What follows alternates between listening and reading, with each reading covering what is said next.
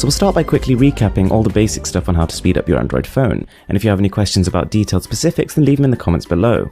So to start with, you can use developer options to speed up the transitions on your Android device. You can turn them from 1 times to 0.5 times.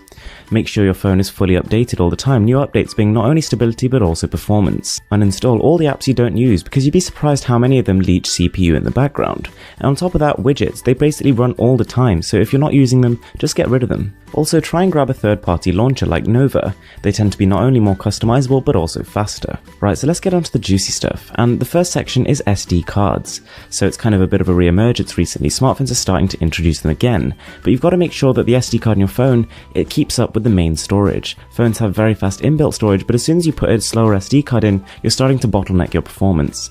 So use an application called A1SD, and what it'll do is test the read and write speed of your external SD card, and you can compare that to your internal, and if it's significantly slower, then you could improve your performance by switching.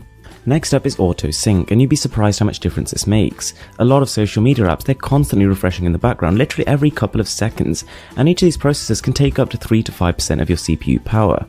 So if you actually disable Auto Sync, then whilst applications will only refresh when you open them, that means that you have probably up to 20% more CPU headroom. Now the next one is cleaning the cache, and this might sound obvious, but a lot of guides tell you it wrong. They tell you that every week or so you should clean that out, and that's a bad idea, because it actually helps your applications perform better.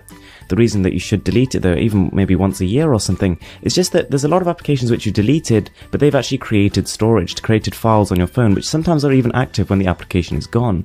So the next one might sound quite obvious, but you'd be amazed how many Android users overlook it. And what you need to do is to make sure that for optimal performance, you keep at least 20% of your storage free. Without realizing it, a lot of applications that you use, they're actually constantly writing things to your drive. They're writing, removing, and you really need to optimize that process. So go through your music, go through your photos, go through your applications, just delete as much as you can, everything you don't need or want. And the last thing, if all else fails, is to factory reset your phone.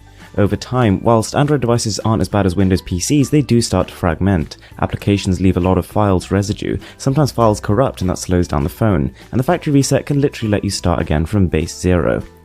So guys, that was the video. I really hope you enjoyed it and you found it useful. I tried to make it a little bit different than current guides. I didn't want to keep telling you the same things you've already been told. If you did enjoy the video, a like would go a really long way. It takes me ages to make this stuff. And with that being said, I'm Mr. Who's the Boss, and I'm signing out.